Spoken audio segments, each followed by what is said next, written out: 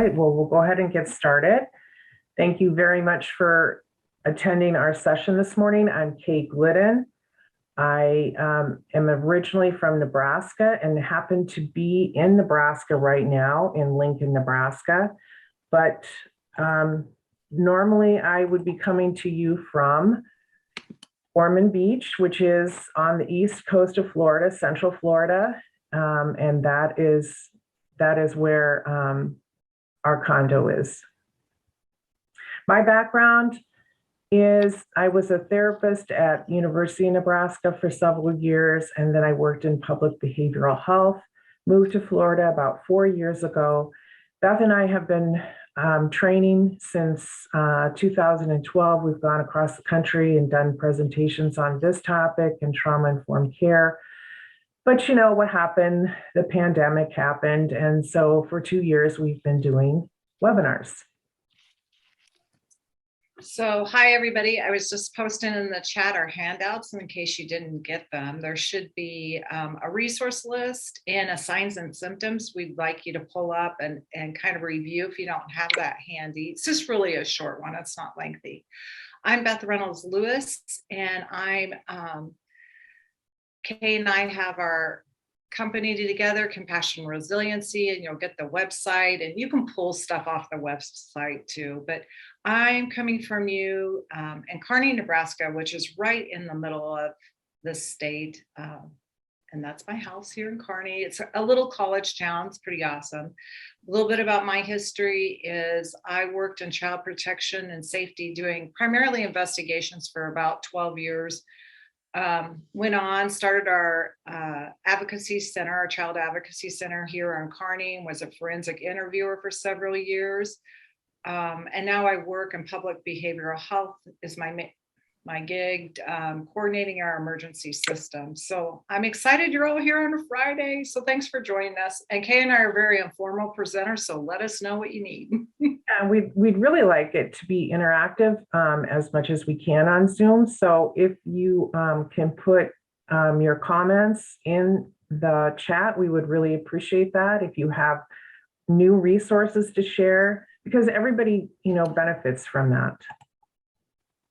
This is just a little theater production to start. If you can sit quietly after hearing difficult news.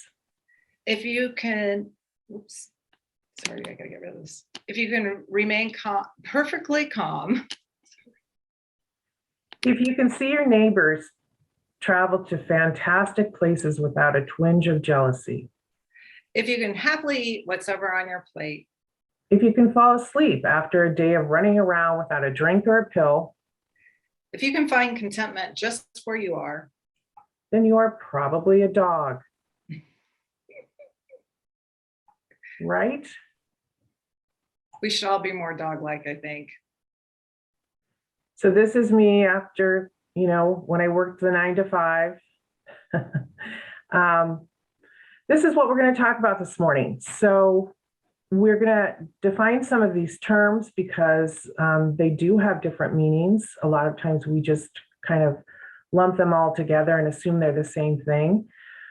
You're going to look at this self-assessment for yourself and look at your signs and symptoms. And then we're going to just give you a lot of different tools for building resiliency, hopefully new ideas.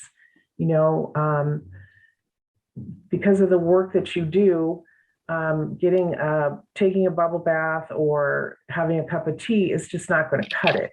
That's not the self-care that we'll be talking about today.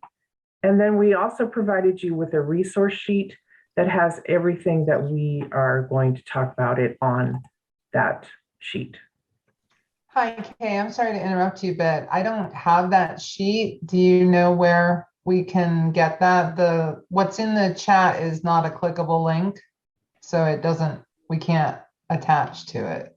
Okay. Let me work on that just a little bit. We'll keep trying. And if not, we'll send it to you after. Thanks for letting me know. Thanks, Ann. So it's been a rough 2 years, right? It just has. And we've had a loss of safety. Many of you worked during the pandemic. You were tired and depleted before the pandemic, then the pandemic hit. And we know that anxiety and depression is up in all age groups since the pandemic. And you were already tired and depleted, and there is a reason why we are feeling the way we are today. And the struggle is real. And it's not just been the pandemic, right? We've had the war in Ukraine, we've had civil unrest in our country, political divisions, natural disasters. So there's just been a lot. So these are just the National Disaster Distress Helpline. We know that we all are very helpful people. We want to help others, but oftentimes we don't use those services ourselves. And so this is just a reminder to use the services that we give to others. So as I said, usually when you hear self-care, it's kind of the buzzword right now. And just take a nap and you'll be good. And really, we want to give you some more tools and some new ideas to try, because you can't wait until the end of the day or the weekend or your vacation to implement self-care. It really needs to be a daily plan. So self-care really is more than, everybody's kind of tired of that term, self-care, self-care. I think all of us are. But it's, when you look at it, it's the use of a consistent practice, right? And practice is something you use multiple times a day to gain a skill that reduces the adrenaline and the cortisol and increases serotonin and dopamine. So this is what makes sense to me. My background is actually in education. I was a secondary science teacher before I came into the world of child protection and safety. But this idea that we have to practice this to change the chemical balance in our brains and in our bodies, because adrenaline and cortisol are great when you're running from the tiger. But when you aren't running from the tiger and you're starting to crave that and run on a daily basis, it's very hard on the sympathetic, parasympathetic systems of our bodies. So we need this consistent practice, and then we start craving these good chemicals to bring our body into balance. So here are some of those chemicals. It's just a little hack on them. That idea of dopamine we can access easily, just that feeling of a reward, about celebrating little wins, completing a task. Oxytocin, of course, is that love hormone that's very healthy for us. We get that from hugging a family member, holding somebody's hand, playing with a baby. Serotonin, we know, are the mood stabilizers. Sunlight, being in nature, meditation. Endorphins are those painkillers. And those we can access through laughter exercises, dark chocolate, and exercising. Really? Is there dark chocolate? I'm in. Especially after Easter.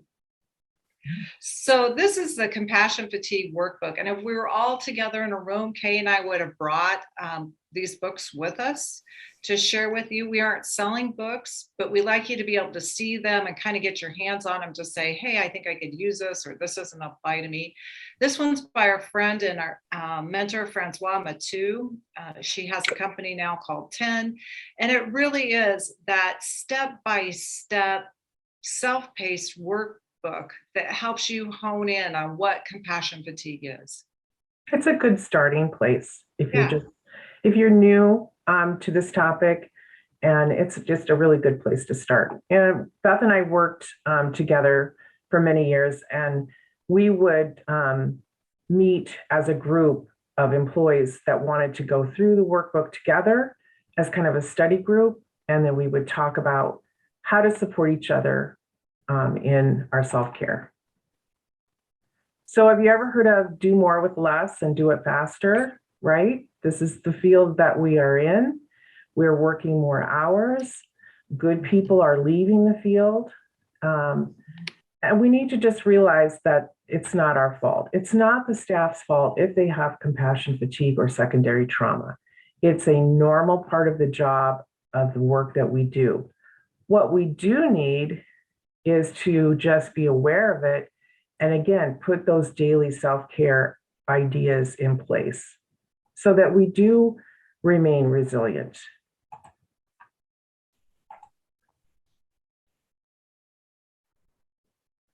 So people will ask us, what is compassion fatigue? What's this all about? And it's really the cost of caring for another living thing in emotional pain. So it can be a plant, it can be an animal, it can be in person, and it can be at home or at work, or if you're really lucky, both places, home and work. But it's a normal part of our work, and we need to acknowledge it and figure out our signs and symptoms.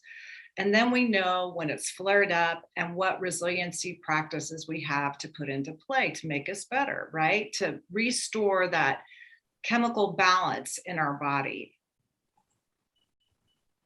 So I love this quote from Rachel Naomi Raymond, that expectation that we can be immersed in suffering and loss daily is as unrealistic as thinking you can walk through water without getting your feet wet. So when you have staff or you have this feeling, this stuff doesn't bother me anymore, I don't know what the self-care, resiliency, emotional trauma kind of stuff is about, it doesn't apply to me, that worries me, because it means we aren't getting our feet wet anymore. We aren't engaging with the people we're there to serve, or maybe we aren't engaging with our family at home anymore. So lots of different definitions. You can read and read and read about these things. These are just my brief version of it, right? Direct trauma is when you experience a traumatic event, it happens to you. Indirect trauma is when you witness the traumatic event. So you're seeing it. Secondary or vicarious trauma is when you didn't see it, you weren't part of it, it didn't happen to you, but you have somebody with you who's explaining it to you, and they're telling you about it. And for whatever reason, not that you can control it, you go into that automatic response where your hands maybe are getting sweaty, maybe your heart is racing, maybe you aren't taking a full breath. So it has triggered those the adrenaline and the cortisol. It has triggered that part of your brain, and you're starting to respond to it. So the World Health Organization now says burnout's real, but it really is a chronic workplace stress condition. So it's related to our workplace, but we use that term a lot. We talk about how burned out we are or how burned out somebody else is. Burnout really, if you look at it from the viewpoint, I have this job as a case manager, same duties, but if I worked for a different employer with the exact same duties, does that give me a sense of relief? That's really what burnout is about. It's about the workplace. This is just a funny, don't be calling in on Monday. So let's talk about that assessment, that checklist that was put in the chat. And if you didn't get this, I can send you copies after the webinar. But as Beth said, compassion fatigue and secondary trauma are more than your everyday stress. So, you get stuck on I-4, you spill your coffee all over yourself. Those are daily stress. And this, what we are talking about today, is the work that you do. You work with children, families, coworkers who have emotional trauma. And if we don't know how to protect ourselves, we can be vulnerable. And most of us have not received training on this topic. When I was a therapist, I didn't know about this topic at all, and was never trained on it, and never trained on how to protect myself. And so I would meet with students all day long, and then I would go home and worry about them. So it really began to take, its toll on me. So as Beth said, compassion fatigue, secondary trauma can happen both at work and at home. So we're going to look at some physical signs and symptoms. So there's 3 categories on that checklist. This is the first one. Physical signs and symptoms tend to show up first. What do we tend to do with physical signs and symptoms? We tend to ignore them. We take a Tylenol for that headache and just keep going, right? This would be a sign for you if you have a extra large bottle of Tums on your desk. That would be a sign. So as we go through here, I just want you to write down what are true for you. What are some signs and symptoms that are true for you? Because everyone's are different. Everyone has different signs and symptoms, and that's the first part of this, is to be aware of what we have and connect it back to that compassion fatigue and secondary trauma. So if you could put in the chat, what are some of your physical signs and symptoms? Changes in eating, sleeping, hives, rashes coming out on your skin. If we swallow our stress, we tend to have things like colitis, diverticulitis, ulcers, acid reflux, muscle aches, joint pain, flare-ups of pre-existing conditions. So for me, my story is I was living in Nebraska. I was a single mom with 3 kids. They were all teens. They're all tended to be in crisis at the same time. And they're all lovely people now. But at the time, they're all moved out and older now. But at the time, it was a very big challenge for me. And I started to have a backache. And I went to doctor after doctor. Nobody could figure it out. And in a 3-year period between the ages of 50 and 53, I had both hips replaced. And I think, for me, my compassion fatigue happened at home. At work, I had emotional support, but all of that stress just came in and out through my hips. All of the adrenaline and cortisol. So Beth, was there any physical signs and symptoms in the chat that?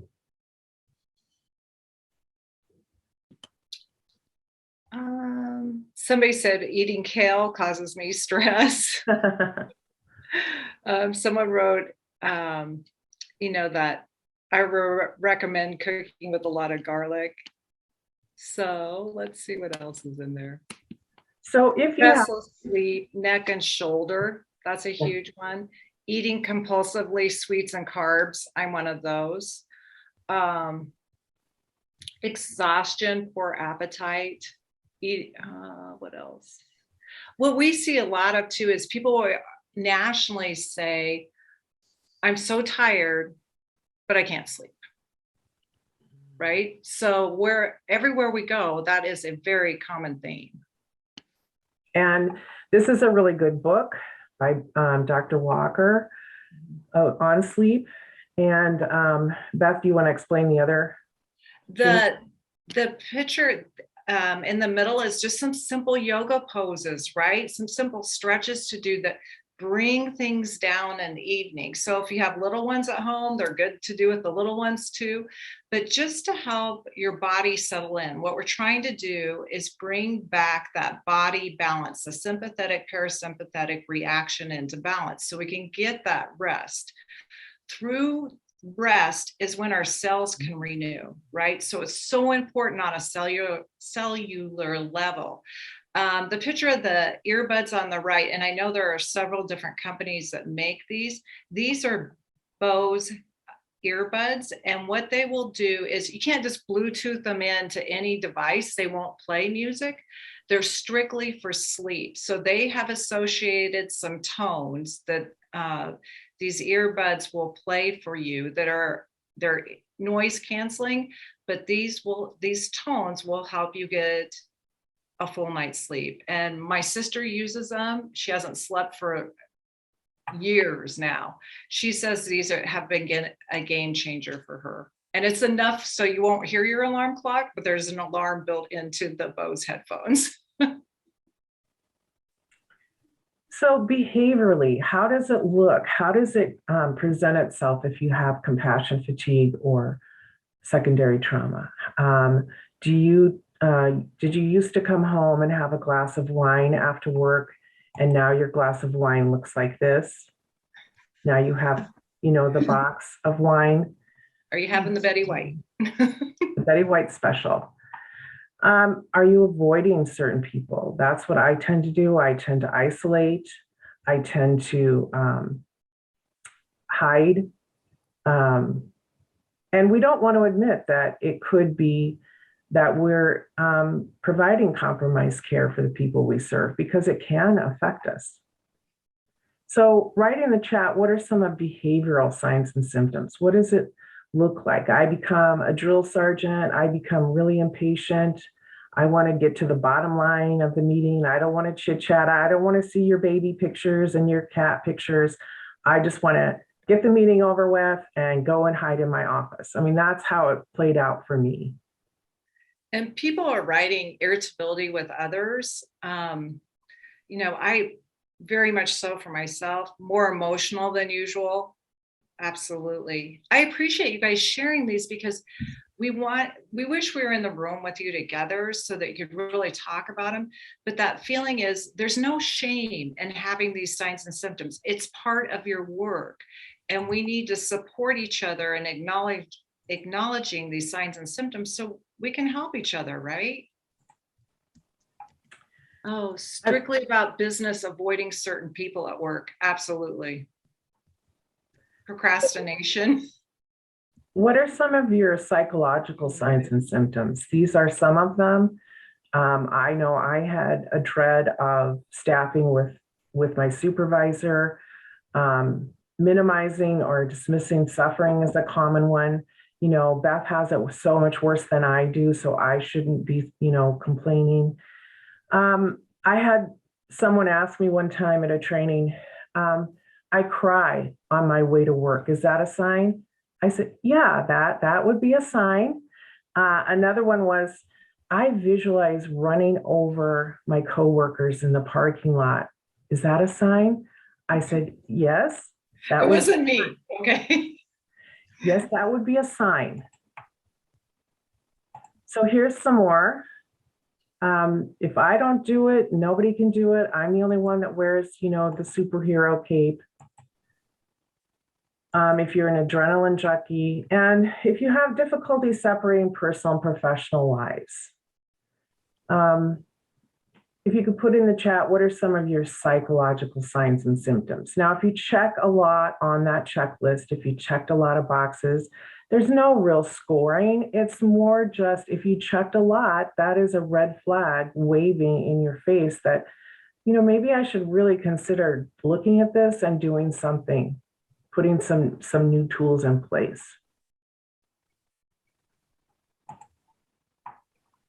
So what are some rituals, if you could put in the chat, what are some rituals that you have right now? When you get home, it's home, you've left work behind. Some people right away, they come in and they take their shoes off, they change clothes, they go exercising, they read the paper. We've had a mom tell us that she would set the timer for 5 minutes and sit in the driveway and do her meditation before she went into the house, so she could be mindful and present when she was home. And we had another person tell us that she would put everyone in the car that she saw that day at work. Now, this is not literal.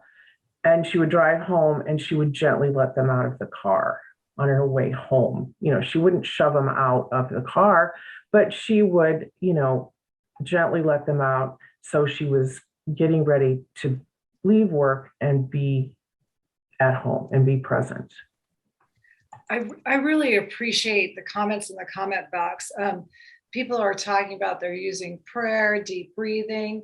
I change my clothes. And somebody also said this is so much harder to do with virtual work. And I really believe that. I absolutely agree. So thank you for sharing that. This is the window of tolerance. It's just a graphic to help you understand, to help build that understanding of what we're talking about when we're talking about this balance with the parasympathetic, sympathetic nervous system.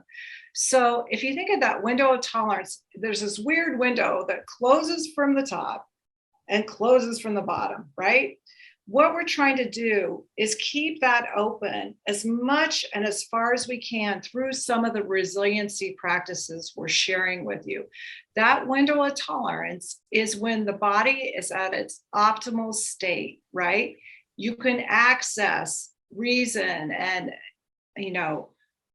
emotion and be mentally engaged at work. So on the top of the window is when you're hyper aroused. That's maybe when you're in that fight or run type of deal. What you're overreactive, you're emotionally stressed. And then there's some things you can do to help bring that window back into that regulated state. And then on the bottom is hypoarousal, right? When you come home, or maybe it's even at work, and you can't do one more thing, right? You come home, you hit the couch or the recliner, you are done. And I think being in the pandemic really, closed our window for all of us. And it's really, again, we're going to give you some tools to keep this window open so you're in balance. And these are the tools that we're going to run through quickly. And this is superhero is Beth's grandson, Caleb. So the first tool we're going to share, maybe some of you use it now on a regular basis. It's a provider resiliency tool. It's also available as a free app. The app was developed, I believe, by the military.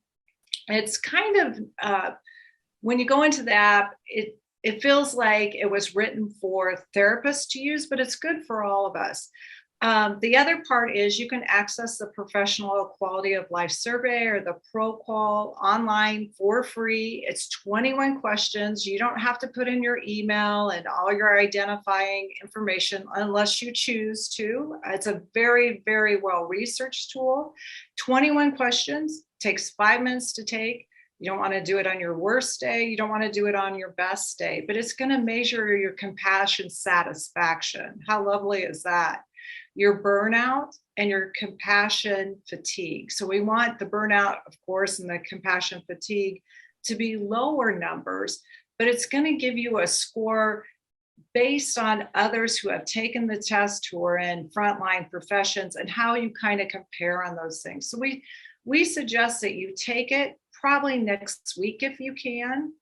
Then if you put some of these practices into place, come back and take it in 12 weeks. See where you are. See if the tools you're putting in place to provide good self-care to yourself, to provide resiliency, are really hanging on to you. If they're having some results for you. So do you all use grounding techniques? Do you use different types of grounding strategies? They're good for any age group. They can be taught to the people that you serve. They're great with kids. I wish I would have, as a mom, used more of these. But grounding is not a relaxation exercise. It is an active strategy for distraction and connection. So we're going to go through here and give you some ideas of grounding techniques. This is me on I-4, okay? I don't like I-4, I don't like I-95. I get really stressed out. And so that's when I might use some grounding tools. Or if I'm in the dentist chair, I'm going to use some. Nobody needs to know you're doing them. There are strategies that you can do any place, anytime, and no one has to know you're doing them. You'd use them if you are in emotional pain or you have some high anxiety, you feel a panic attack coming on. you're listening to emotional trauma stories, or you want to be more focused and sharp, or you're feeling overwhelmed or confused, or we know for trauma survivors, if they feel like they're dissociating, grounding helps you come back into the present moment. So we're going to go through some ideas for you. This one is very popular. It's 5, 4, 3, 2, 1. It's using your senses, and everybody likes this one. We're going to just do it right now, quickly. And just put your feet on the floor and look around the room that you're in and identify 5 things you can see. You don't have to write them down. You don't have to say them out loud.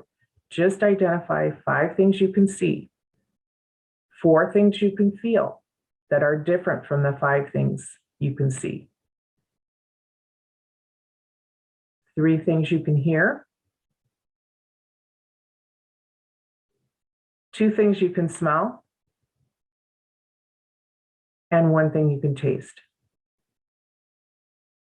What does that do for me if I'm starting to feel a panic attack coming on and I do this exercise? How is that going to be helpful for me? It causes you to focus specifically on those things.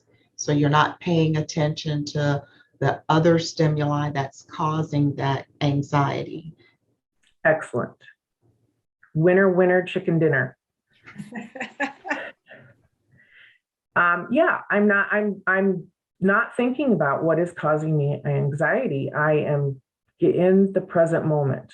Yes. And so mental grounding can be things like listing all the fruits I can think of and vegetables between A and Z, or I'm counting colors in a room, or I'm saying the alphabet backwards.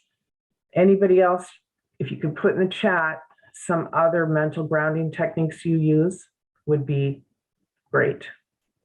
Somebody recommended my grandmother's hands, and that is a fabulous reference. Has very powerful grounding technique. So thank you for sharing. Soothing grounding. What can I do to go to my happy place and feel safe and feel soothed? This was my lady lounge when I lived in Nebraska. You know, I have 3 boys, and so when they moved out, I made it very feminine, lacy, all white, no screens. So that was my little happy place. Another woman told us that when she needed to feel safe and soothing at work, she put a poster of Bon Jovi on the back of her office door, and she would close the door and have coffee with Bon Jovi. And that to her made her feel very safe and soothed. So anybody else have any soothing grounding? Please put that in the chat. Some people feel very safe and soothed when they have the weighted products. We worked with a child advocacy group in Florida that sent all of their kids to court with a weighted lap blanket, which I thought was so cool. Compression wear can do that. And then this was a new one Beth and I just found out about, these calming strips, and they're texturized. Somebody had listening to music, reading a Bible verse, scents, different oils, all that good stuff. These are physical grounding. So these are something, you're doing on a regular basis, but doing them mindfully will help, right? So running cool or warm water over your hands. So when you're going in, washing your hands, really visualize the feeling of the water. Imagine the water washing whatever worries away, right? And then we're ready to start. We're prepped for the next case, for the next person we're going to see, touching various objects around you, pushing your feet into the floor. All right, that's a good one. the other one I love, somebody added to, shared with us, is making a wave from your big toe to your pinky toe, or your pinky toe, or vice versa, big toe to pinky or pinky to big toe. So those are all great, great ways to ground. The picture at the bottom is actually a picture of one of our friends. Since we're in Nebraska, it's not always, nature isn't always accessible. So she brought nature into her office. So she has a box of river stones. She'll kick off her shoe and use grounding by putting her feet on those stones. So it's all good things, right? Your imagination is the only limit on these. And I feel like physical grounding be done in a way that others don't know you're doing it, that it can help you be more mindful of the current moment you're in. So if grounding doesn't work, keep trying, keep practicing, do it for longer, try some new techniques. For a while there, I had a list of different grounding things that I liked and just kept them in my purse. And if I needed them, I pull them out and I try different ones. Maybe others can help you when you're doing grounding. But it is a great tool and it does work. So this is my daughter, Amy. She's a nurse prac, but at the time she took this picture, she was working OB at night in one of our local hospitals.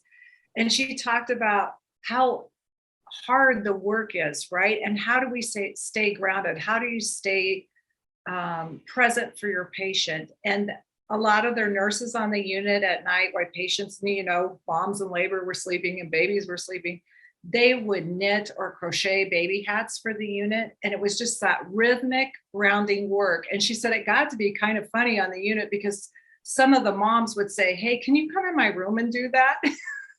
They like the sound and, that focusing on something else. So mindfulness means paying attention in a particular way on purpose in the present moment and non-judgmentally. Most of us do not spend the day in the present moment. We are usually in the past or in the present, or past or the future. So we're either worrying about something or we're planning something. John Kabat-Zinn is your go-to guru for mindfulness in the United States. He has excellent books, excellent videos, YouTube. I went to a lot of his meditations. He did daily meditations during the pandemic. So Beth and I are mindfulness teachers. Do you think that we're perfectly mindful every minute of the day? We are not. This was a coworker that went to work wearing 2 different shoes. And this is my story. I went home and made myself a salad for lunch and decided I wanted the croutons. So I put the croutons on my salad and I ate them. And I said, wow, these aren't very crunchy, because I put dog treats on my salad. And yes, I did. I ate them. Disgusting. Yeah.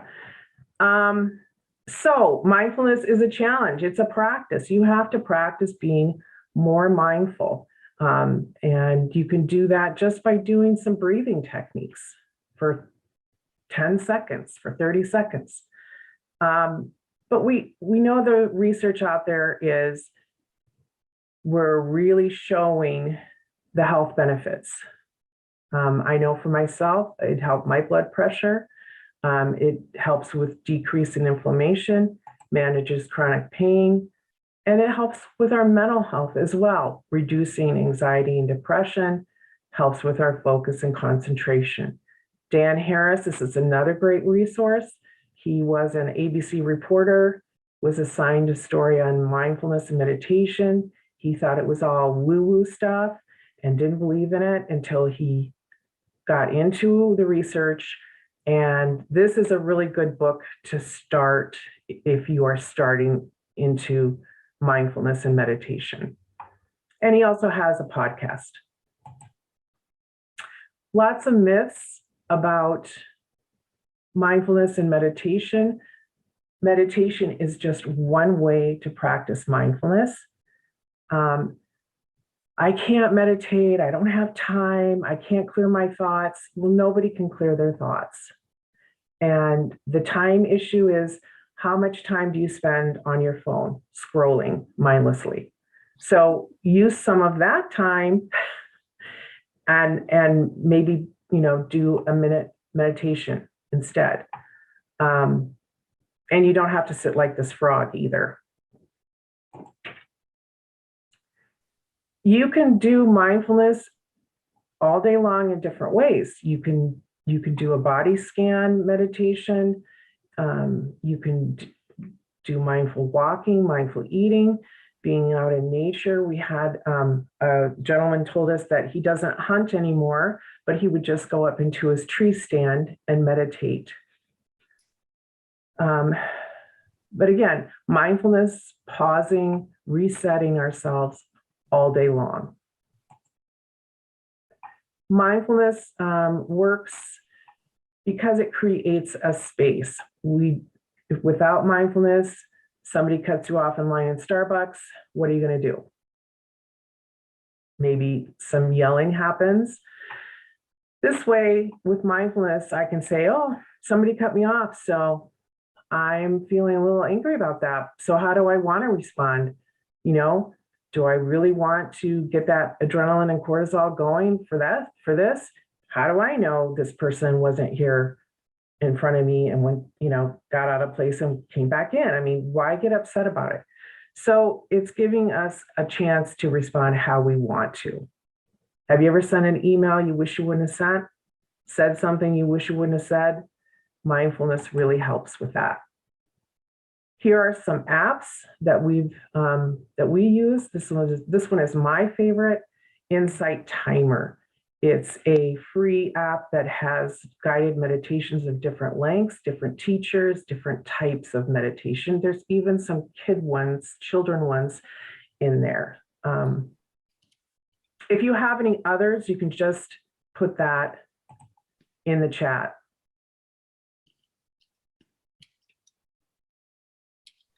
So this is low impact debriefing. It is, everybody debriefs, right? Sometimes we don't do that in the best way.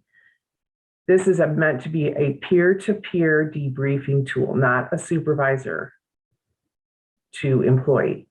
It works very easily. So if you think a lid, like letting the steam out of something, I'm sure all of you have had the experience where you've walked into your work site and you can feel kind of the green funk. Something happened, you don't know what, but something happened. This helps prevent that. And I think the other piece of it that sometimes we forget is we don't want other good people to quit in the field, right? And so we need to help protect our peers at work. So this tool helps them to be prepared and grounded before they hear maybe some emotionally traumatic information.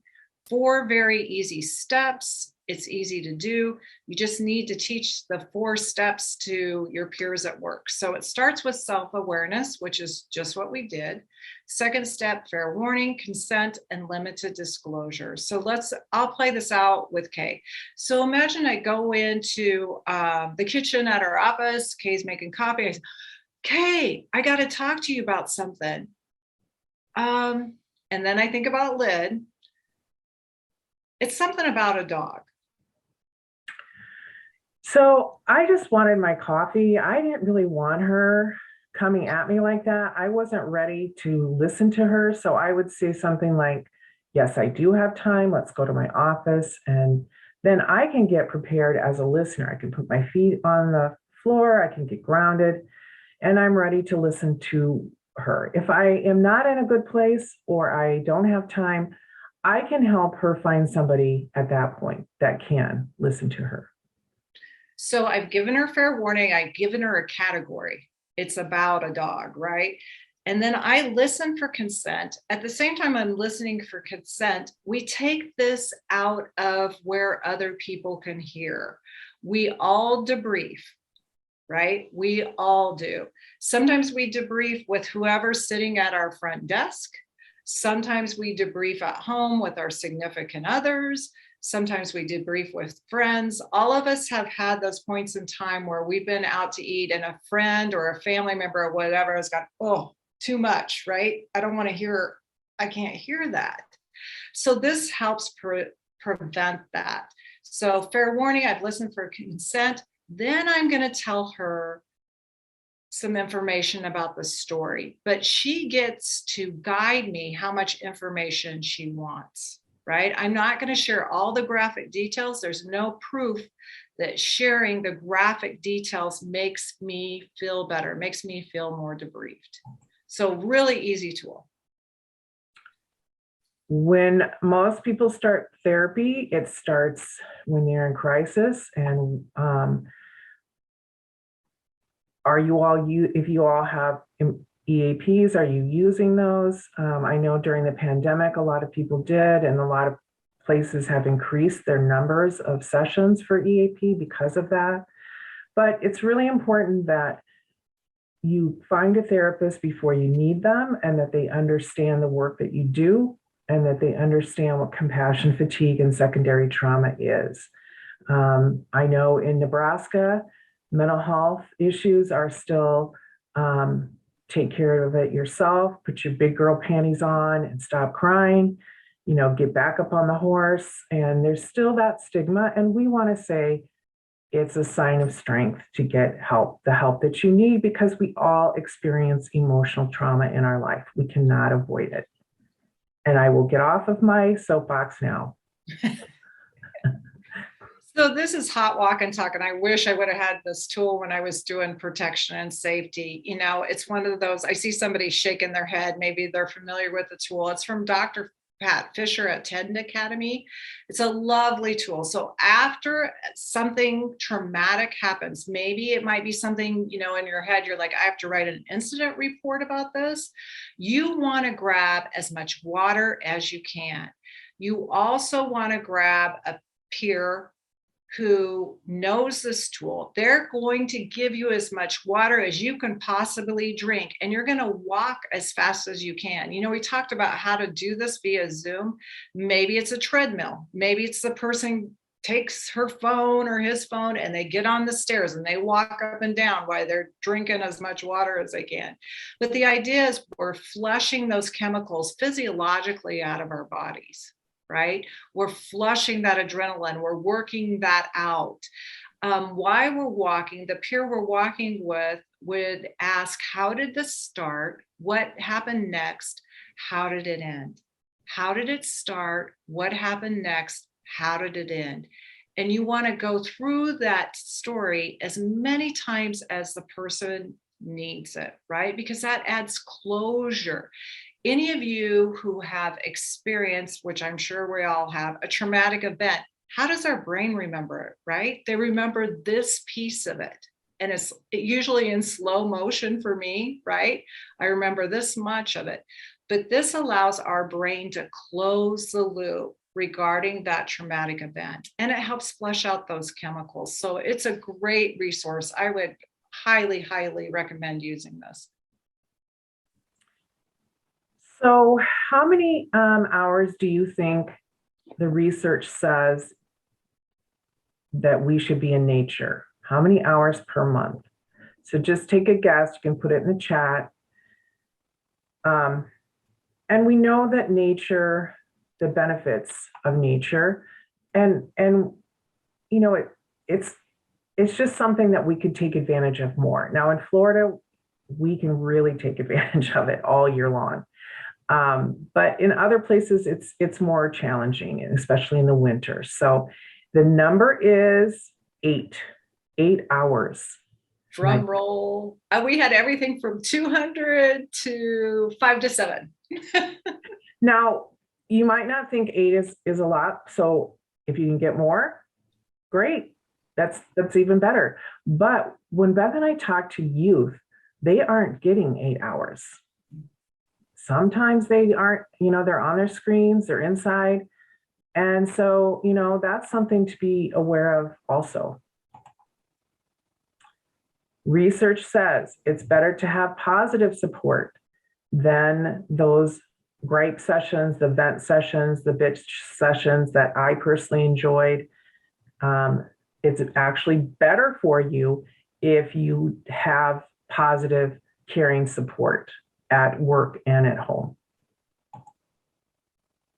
This is Heart Math. It's available as an app on your phone now. It's also available software for your laptop. It was kind of expensive last time I explored it, but I've used Heart Math. It's basically a biofeedback tool.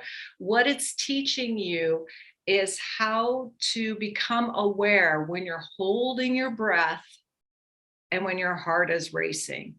And then if you practice with this app 2 to 3 times a day for 2 to 3 minutes, you start recognizing, oh my gosh, I'm not even taking a full breath, kind of like me when I was trying to put the handouts in the chat box. And how do I calm my heart rate down? Well, one of the fastest ways to do that is to think about something you appreciate or you're grateful for.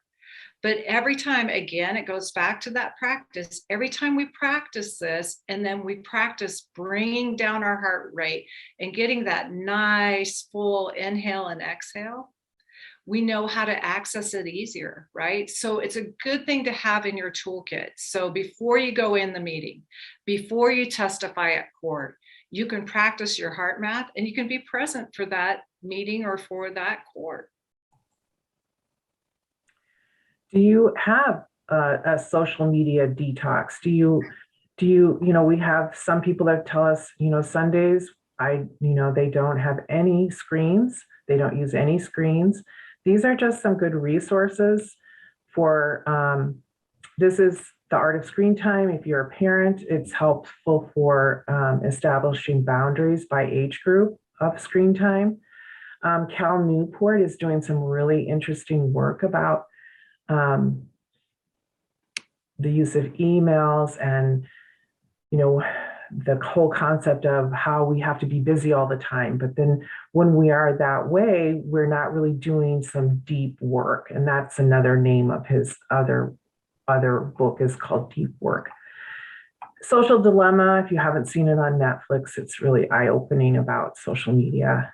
And this is a picture of Beth and I were presenting at a conference in Chicago, and we stayed in Chinatown. And we took a picture of it because everyone, the locals, they were all seated, and there's a lazy Susan, so it's a really family style eating. None of the people in the restaurant had any screens or phones or anything. And Beth and I took a picture of it because we were so shocked. We weren't used to it. It People really were did.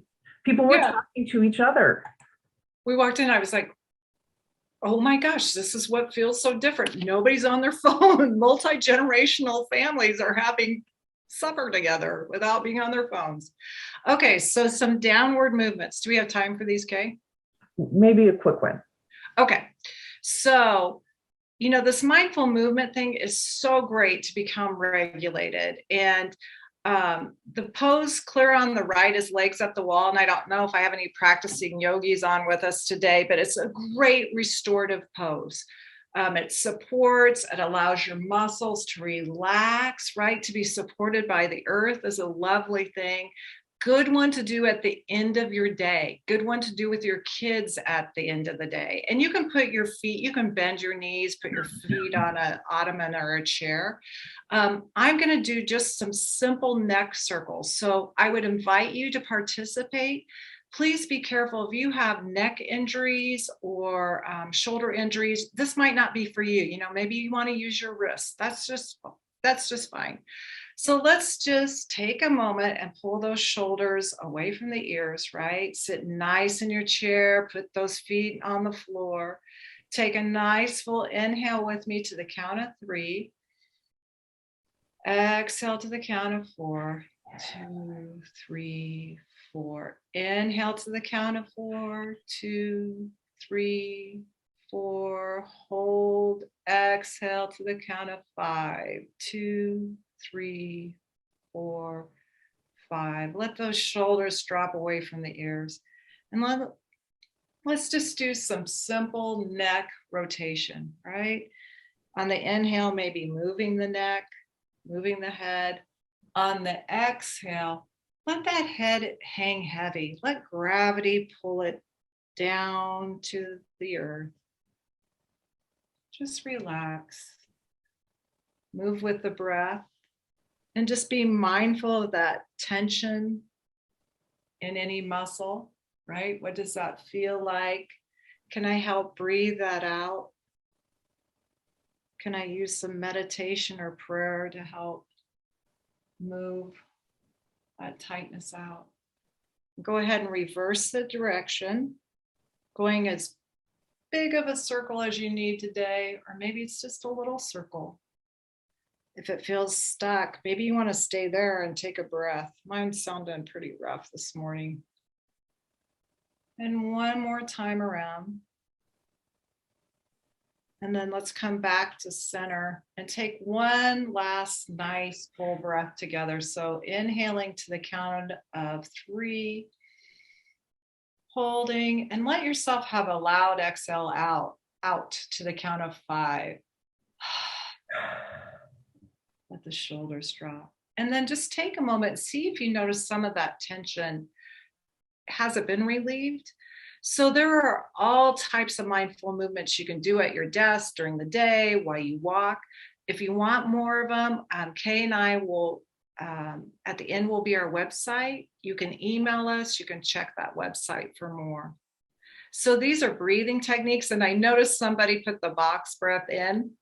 It's on the left, that inhale to 4, hold to 4, exhale to 4, hold again, just that box.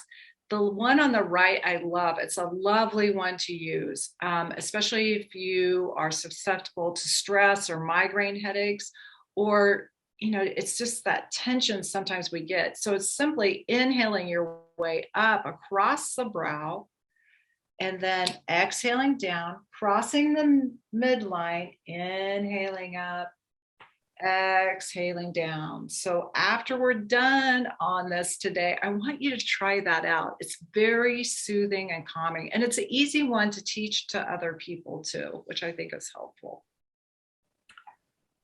Do you recharge yourself then every day like you would if you saw this on your phone, right? We get freaked out, run for an outlet. Why don't we do that for ourselves? Recharge ourselves all day as much as we can. Do some neck rolls during the day. Didn't take very long to do it, but we just don't take the time. This is our website. We have a lot of handouts on there that are free that you can download if you need some more ideas. This is a calendar that they have every month at Action for Happiness. And some offices use it as sort of a bingo or an incentive for self-care. You can just use it for yourself, but every month they have different themes. And it's great, it's fun. So as you think about the tools that we just went over, adorable. Hopefully you aren't bored. And like Hattie is Beth's granddaughter. And hopefully you have come up with maybe a few of these that you would like to try. Maybe it's an app, maybe it's a book. But what did you take away? Can you put in the chat maybe one thing you'd be willing to try? It doesn't need to be a big thing. It doesn't need to take a lot of time. Where are you going to start? Are you going to start with mindfulness, meditation, being in nature more? And if you want to just lie in a, pile of warm laundry and eat bread, that's okay too. That can be your plan B. So if you were able to believe in Santa Claus for 8 years, and I'm not saying anything bad about Santa, but you can believe in yourself for 5 minutes, right? You deserve it. Now I want you to think about the 3 most important people that you care about most in this world. You got those names in your head? Give me a head nod. Raise your hand high if you said yourself. Okay, I know you didn't, because nobody ever does. And so people, We just spent the last hour talking about how self-care is not selfish, right?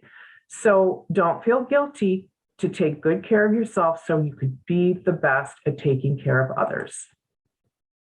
It's not all rainbows and kittens and sunshine, but it actually, a good amount of it is. Thank you for being on today with the webinar. This is our contact information. Thank you for the work that you do. And this is our website. And we are finishing 2 minutes ahead of time. So if anyone has any questions or comments. Thanks, everybody. And thanks for all your hard work. I'm going to try to go in and repost some of that stuff very quickly in the chat. Okay. I had a question, Kay. This is Ann Wedge McMillan. Do you have any resources and information for counselors who want to create a secondary traumatic stress group? While I'm finishing my clinical mental health counseling at Rollins, and I've been an attorney for 23 years. And I'm thinking about having groups for attorneys and counselors that is like group therapy, so psychoeducation and therapeutic group. And I was wondering if you've seen those or if you've, helped create those or have any suggestions for that. Yeah, why don't you email me? Okay. And we can start to have that conversation, and I can share with you some resources. That would be, yeah, that's really great. Great. Thank you so much. Yeah, I can give you some different models that I've seen. Anybody else? Well, again, thank you so much for being here, and we hope that you've taken away some new tools. Thank you, everyone. Have a great weekend.